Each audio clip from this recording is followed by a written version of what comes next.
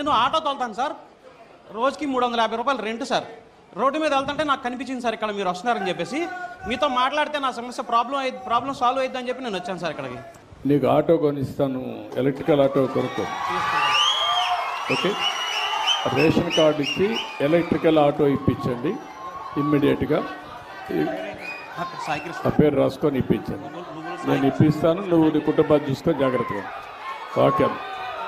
మొన్న పెనమలూరు నియోజకవర్గ పర్యటనలో చంద్రబాబు నాయుడు గారు రెవెన్యూ సదస్సులో ఆటో కార్మికుడు వచ్చి పేద కుటుంబం, అద్దె ఆటోలో కుటుంబాన్ని గడుపుకుంటున్నాను అని చెప్తే ఆ రోజే చంద్రబాబు నాయుడు గారికి కలెక్టర్ గారికి ఆదేశించడం జరిగింది. వెంటనే ఎలక్ట్రిక్ ఆటో ఒకటి ఇతనికి కొని అతని జీవనోపాధి కల్పించమని చెప్పేసి ఆదేశించడం జరిగింది. ఈ రోజు నా చేతుల మీదుగా వణుకూరు లేఅవుట్ 2లో ఉంటున్న నువ్వుల సాయికృష్ణ అనే వ్యక్తికి ఈ రోజు ఆటో ఇవ్వడం జరిగింది. గతంలో కూడా అన్నా క్యాంటీన్ ప్రారంభోత్సవం రోజున కూడా గుడివాడలో ఇదే విధంగా ఒక కుటుంబం అద్దె ఆటోలో నడుపుతా ఉంటే కుటుంబం గడవట్లేదంటే అక్కడ కూడా చంద్రబాబు నాయుడు గారు కలెక్టర్ గారికి చెప్పడం జరిగింది. అక్కడ కూడా ఆటో ఇవ్వడం జరిగింది. ఈ రోజు ఇవన్నీ ఎందుకు చెప్తా ఉన్నామంటే సోషల్ మీడియాలో రకరకాలుగా ఏదో పెయిడ్ ఆర్టిస్ట్ అని ఇతన్ని పట్టుకోవడానికి మాకు 2 రోజులు పట్టింది. ఇతని నెంబరు ఫోన్ లిఫ్ట్ చేయకపోతే పోలీసు వాళ్ళకి చెప్పి ఇతను లొకేషన్ ట్రేస్ చేసి ఎక్కడ ఉంటున్నాడు ఏంటి అనేది కనుక్కొని మరి అతన్ని పట్టుకొని తీసుకొచ్చి ఆటో ఇవ్వడం జరిగింది. ఈ రోజు వైఎస్ఆర్సీపీ పేటీఎం కుక్కలు అనేక రకాలుగా వాగుతూ ఉంటాయి. వాటన్నిటినీ మేము పట్టించుకోం.